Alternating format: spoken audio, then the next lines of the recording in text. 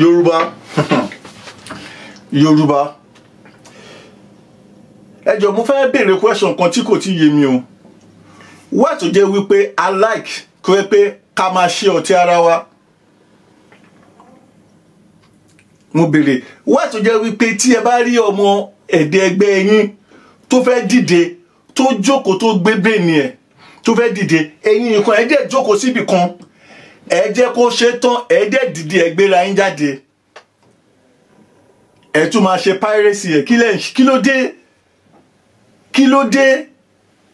ẹ̀yin Yorùbá ṣe rí mo believe pé Yorùbá is one of the culture to yẹ kí people respect in all over the world. Although I'm not here to talk about another tribe, I'm here to discuss about my own tribe, which I come from, Yorùbá. But ẹ ṣe jẹ́ kí àwa Yorùbá ẹ ṣe jẹ́ kí ẹnu wa kó tó kan. Ẹ wo nǹkan tó ń ṣẹlẹ̀ nílẹ̀ Yorùbá ń sìn. Àwọn Fúlàní wọ́n ti wá láti north, wọ́n wọ Ọ̀yọ́, wọ́n wọ Ògùn, wọ́n wọ Ọ̀ṣun, wọ́n wọ gbogbo state wa. Kò sí gbogbo gómìnà kọ̀ọ̀kan tó sọ̀rọ̀, kò sí ọba tí ó sọ̀rọ̀.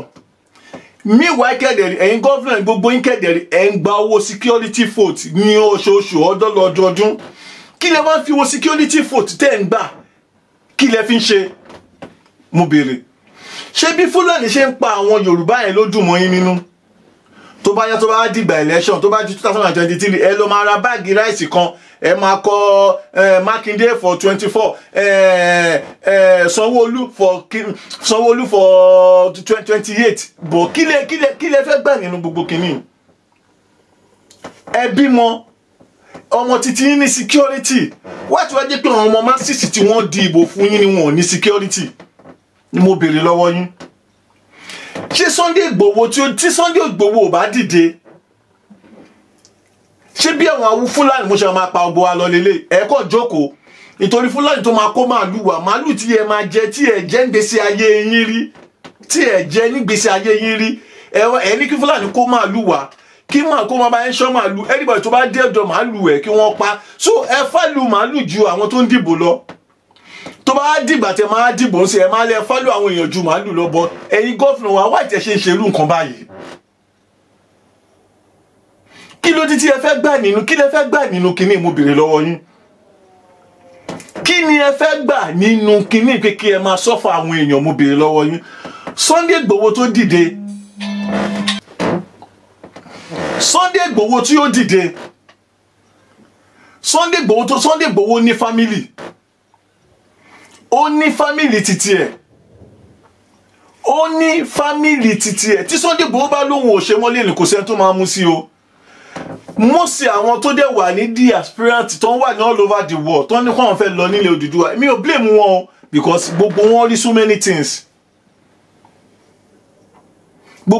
so many things ibi tá a pè ní Yorùbá tí a pè ní everything tí inú wa dùn tí everything tó yẹ pé mo sì wà ẹ̀yin gómìnà tẹ̀dẹ̀ ń takù mo sì àwọn masses náà mo sì ilẹ̀ lọ sí free education kò sí tí o lọ sí free education láàrin gbogbo yín ó wá di pé ọwọ́ yín ti wà ní power tonsìn kẹ́ máa ṣe nǹkan tó wù yín but ẹ jẹ́ kí n sọ fún yín o tí èèyàn ò bá mú yín Ọlọ́run á mú yín gbogbo àwọn ọmọ yín tí ẹ ń fún ní security ní agbára Ọlọ́run gbogbo owó tí ẹ bá jí owó masses tí ẹ bá jí tí ẹ fi ń tọ́jú àwọn ọmọ yín èpè àwọn ọmọ yín ò ní gbádùn wọn ò ní gbádùn ní ayé yìí ẹ wo Awólọ́wọ̀ dè yín náà ṣebí iṣẹ́ tí Awólọ́wọ̀ ṣe lẹ̀ làwọn èèyàn ń jẹ mélòó ni ò lọ school Awólọ́wọ̀ láàrin gbogbo yín mélòó ni ò lọ school Jákàndé láàrin gbogbo yín ẹ̀yin olórí burúkú ẹ wá kóra ẹ sí dédé ẹ máa ṣe tán ẹ máa lẹ́ ń bọ̀ lábúrọ̀dù ẹ wò tí ẹ bá wá sí àbúrọ̀dù yìí ẹ mọ bó ṣe ń ṣe fáwọn Yíbò tó ní wọ́n fẹ́ ṣe festival yam àwọn oníṣẹ́ festival yam fún yín o a máa nu ẹlòmíì ní àárín yín débi pé a máa pa ẹlòmíì láàrin yín ni ẹrí ẹ máa sọ ẹlòmíì a máa ya aṣọ ọmọ lára ni àárẹ̀ kẹ́yìn ni a ti mọ̀ kí tẹ́ bá ti wà ní gómìnà yẹn tẹ́ bá ti wà ní post kan yẹn owó power yẹn máa ń gùn yín ẹ̀yin lẹ́ ní Nàìjíríà but àwa táwa lábúrọ̀dù mi báyìí àwa làwọn a máa sọ bẹ́ẹ̀ ṣe jẹ́ fún yín àbúrọ̀dù ń ṣe Nàìjíríà tó yẹ kó wọn máa kó security mẹ́wàá dání o ìwọ nìkan ní láàrin títí ìwọ nìkan ló máa dá lọ ẹ máa bọ̀ ẹ̀yin olórí burúkú yìí and again ẹjọ́ ẹ má bínú sọ bàbá Bọ́lá Tinubu mi tó láti yájú sí yín o because kò sí bí yàn ṣe lè wà tó ní ayé yìí kò sẹ́dá tó máa wà ní ayé tó máa rìn tí orí òní mi ẹ̀yin ṣe títí yín ni but party yín náà ló wà ní power ẹ sà but kí ẹ má ti torí pé 2023 tí ẹ fẹ́ lọ ẹ má jẹ́ kí àwọn Buhari kàn máa pa àwọn Yorùbá bí wọ́n ṣe ń pa àwọn Yorùbá yìí wá tí gbogbo èèyàn ṣe ń dárúkọ yín because ẹ̀yin àti èmi àti àwọn tó wà ní Nàìjíríà gbogbo ala support Buhari ní 2015 because of record tí Buhari ti ní pass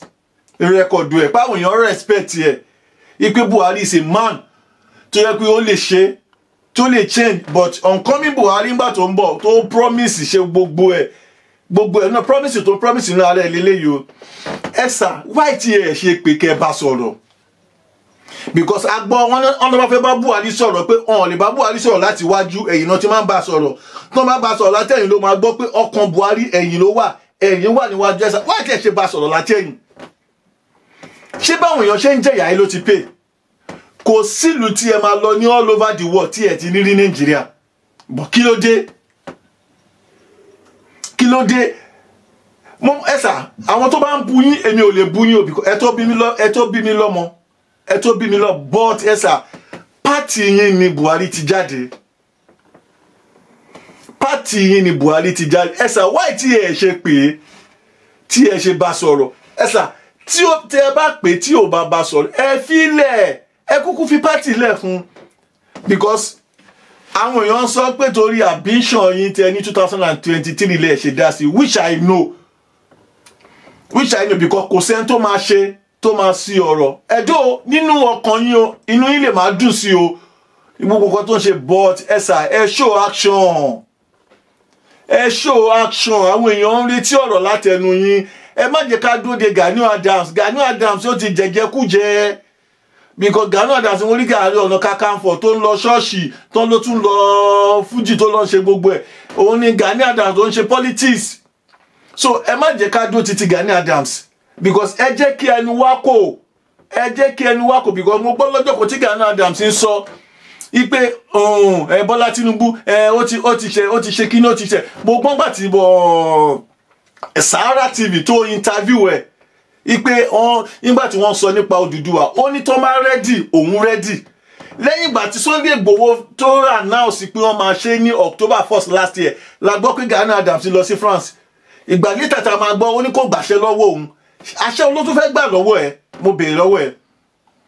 àṣẹ wo ni ó tún fẹ́ gbà lọ́wọ́ ẹ ẹ dẹ̀ bọ́ sórí TV ẹni ẹ̀gbọ́ lọ gọ́fìnà kan rí ẹ̀gbọ́ lọ politician kankan rí ṣebí ẹ fẹ́ rárá yín sọ nínú TV pé gọ́fìnà late gọ́fìnà Lagos Ọ̀yọ́ state Àjùmọ̀bí ó fún yín ní 50 million owó coronation kìíní ṣe ṣe but why tí ẹ ṣe wá ń purọ́ ẹni tó jẹ́ igbákejì yín náà tí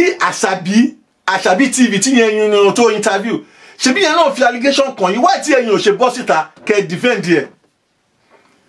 Mr. Gani Adams Ààrẹ Ọ̀nà Kakanfò ìwọ náà wà náà tó ń ba Nàìjíríà jẹ́ o wà náà tó ń gbàbọ̀dè fún ilẹ̀ Yorùbá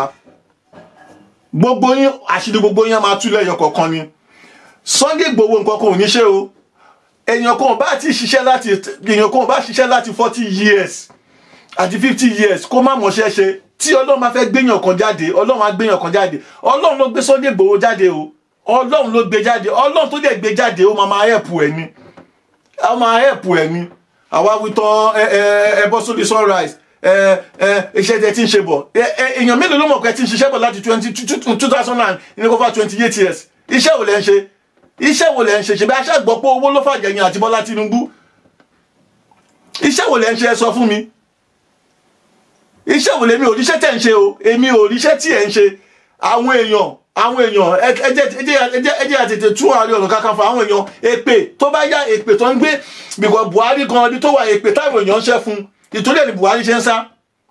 kò lè give speech ó ń sá ni because tó bá give speech èpè tó máa gbéṣẹ́ fún ẹni kí Buhari bá wa ta wà ní abroad kó bá wa sọ̀rọ̀ èpè nínú àwọn 100 tó bá Buhari sọ̀rọ̀ 99% èpè náà máa ṣẹ́ fún but kí ló dé tẹ̀fẹ́ jẹ́ kí ilẹ̀ Yorùbá grow but gbogbo yín dẹ̀ ń wá síbí báyìí láti wá gba àlàáfíà láti wá sí hospital láti rí gbogbo ẹ̀ but kí ló dé kí ni ilẹ̀ Yorùbá ṣe fún yín but ẹ ṣe dáadáa o because ẹni tó ṣe lè ní orúkọ ò ní parẹ́ ẹni tó dẹ̀ tún ṣe lọ́dà side orúkọ ò ní parẹ́ orúkọ Awólọ́wọ̀ ni gbogbo wa ń dárúkọ lé ní o because Awólọ́wọ̀ ṣe nǹkan tó dá ní o ẹ̀yin náà ẹ mú legacy tó máa dàbí títa Awólọ́wọ̀ lẹ̀ ẹ múlẹ̀ Abíọ́lá ṣe tiẹ̀ ó lọ ní democracy tá à ń ṣe lè ní ọ̀pọ̀lọpọ̀ Abíọ́lá lè ní ó lè ní titi ẹ̀ kò sí ẹni tó máa rìn tí ò ní ní titi ẹ̀ but nǹkan tí Abíọ́lá ṣe ó pọ̀ ju búburú ẹ̀ lọ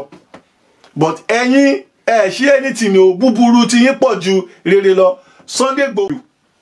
anybody tó bá lóun máa pa kò sí wọn ti lè fẹ́ gbogbo wọn tó máa gbógun lásán báyìí ara wọn máa gbé lórí ara wọn máa pa ó ṣe gan ni ó dàbọ̀ àtúrí lọ́jọ́ mi.